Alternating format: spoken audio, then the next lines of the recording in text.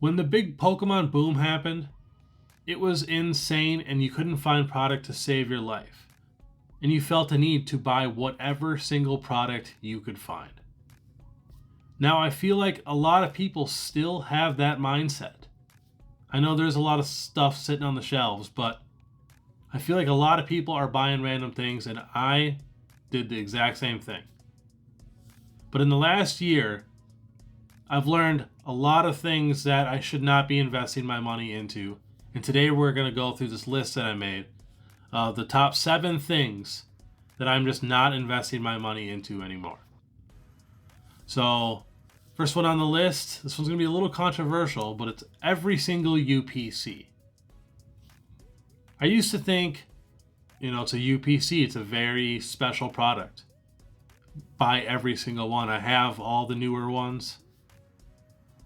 But you really got to take a look at what's in it. And if you think about it, the price of a UPC is basically the price of a booster box. Is a UPC going to gain as much value as a booster box is? Sometimes yes, but sometimes no. The Celebrations UPC is honestly kind of crazy. But if you look at the Arceus one, and even the Charizard one, we got a Charizard with 3 alternate arts in it, with a decent pack selection, and it's still not doing very good. I'm sure in the future it'll do good. I know they printed a ton. But from now on, I'm really going to take a look at what's in the UPC, and I'm not just going to buy every single one. Alright, next on the list, regular ETbs. I am done buying regular ETbs for sealed investments. I'll maybe buy one to open if I'm, feeling lucky, or if it's a new set or whatever and it's all I can get. But yeah, Pokemon Center ETbs are the way to go from now on. Make sure you pre-order those every single time. You will not regret it. I think the limit is 4. So, maybe order 4 if you can afford it.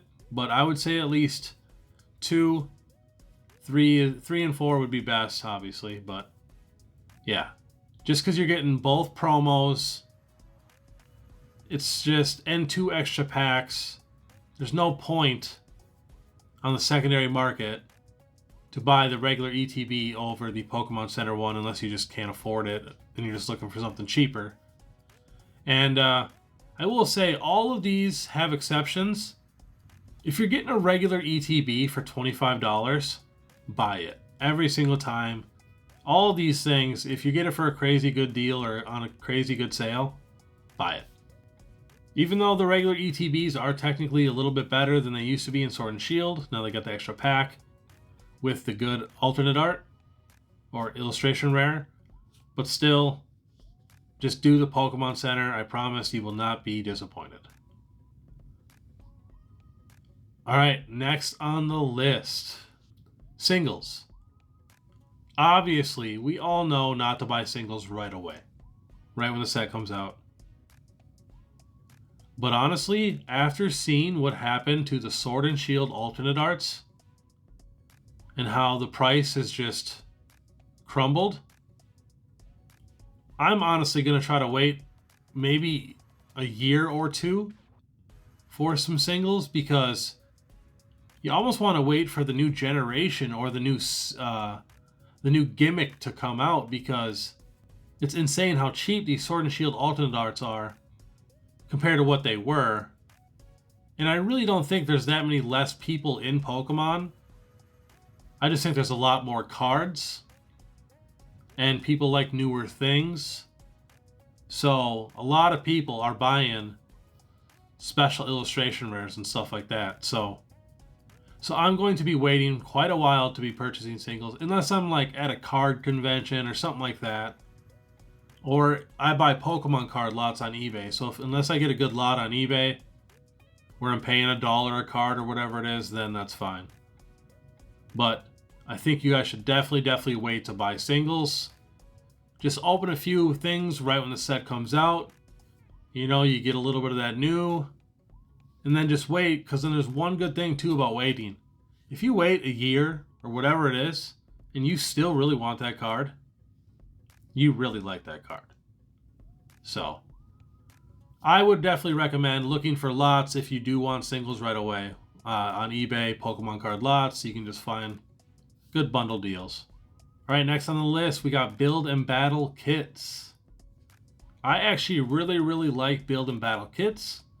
If you get them on pre-release weekend, and you get, quite a few of them, because if you play in the tournament too, you get extra packs.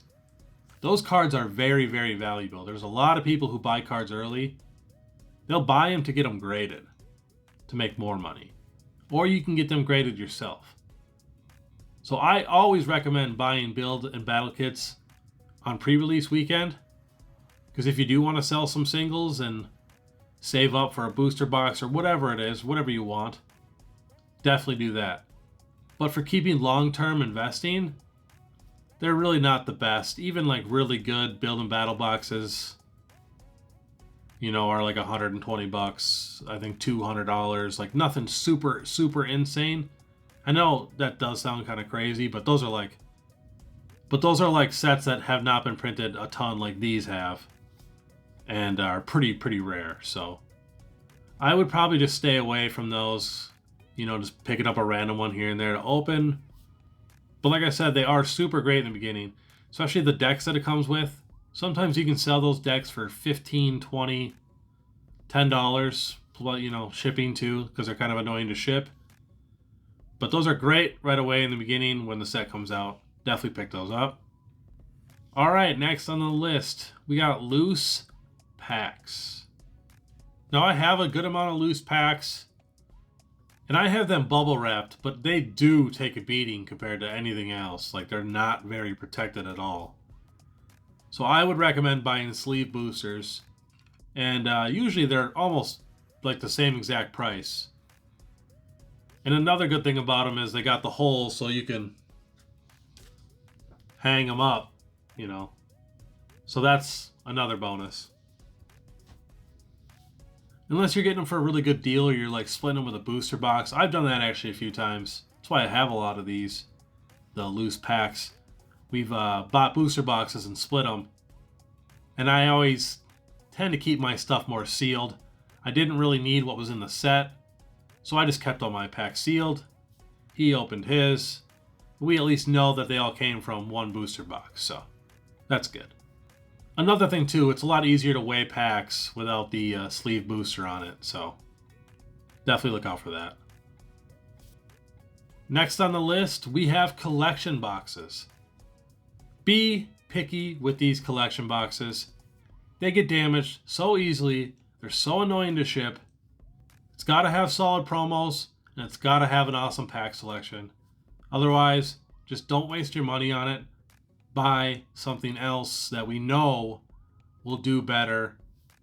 Because like I said, they're so annoying to ship. I just had to ship a bunch off. They're so annoying.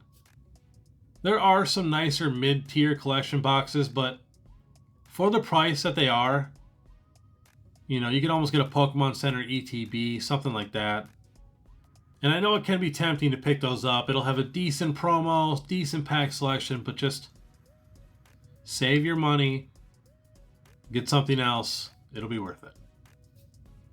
All right, last on the list. This is going to be more general, but miscellaneous products. Just random tins. Little collection boxes, little holiday things. We need to start getting cases. Find a product you like and go out and buy a case. Take the Galarian Bird tins from Crown Zenith. Very cheap tins. I got a case. I think it was like I don't remember, $120 or something like that. It's honestly worth it compared to just buying random things here or there.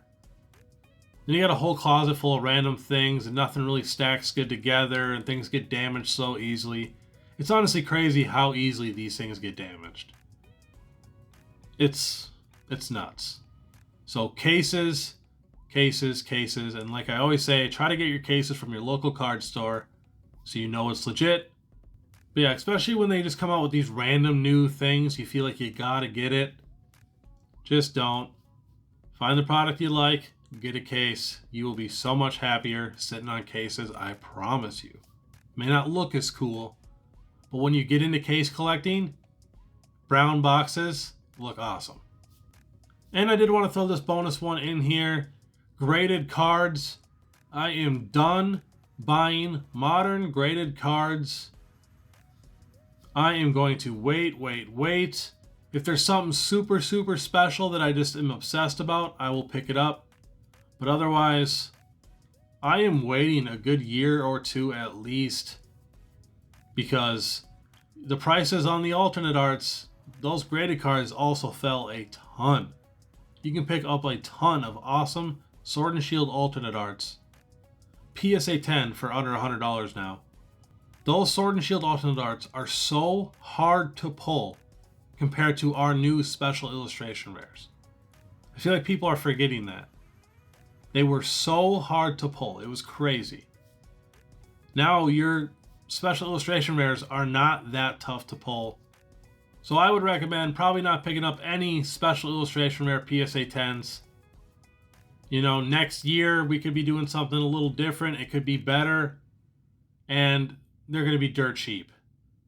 But like I said, every once in a while you'll get the fluke that shoots up. But otherwise, I think you'll be safe waiting another year or two and then go back and buy the cards you really want. And one thing I like to do, it kind of helps me, if there's cards that I really like that I just know are overpriced, but the booster box prices are good, I buy the booster boxes, because just knowing the cards could be in there, it almost feels like you have them in a way. So that's a good way around it. If you feel like you got to get the cards right away, just get the booster box. Because $90 for a booster box, it's really never going to get a whole lot cheaper than that. Could get to 80, you know, 70 if Pokemon just completely dies out. But that's probably not going to happen. So yeah, those are the things that I'm just not investing my money into at the moment. Really trying to stick with booster boxes and cases of items that I really enjoy. And then I'm done buying singles unless they're in a good Pokemon card lot and I know I'm getting a really good deal. And I'm really only opening when the set is newer so I can scratch that itch. You know, you get a chance of, you know, pulling the big card or pulling your favorite card. And then you can make money on pre-release, so remember that. But alright, thank you for watching. If you want to see more videos like this, we also have giveaways, openings, everything. We got awesome community post battles. Just got over 10,000 votes. I want to thank you guys so much for voting. Those are probably the most fun things that I do. I love doing them. And you can also join my membership for 99 cents a month. And if you want to buy singles, I have a ton of singles on eBay.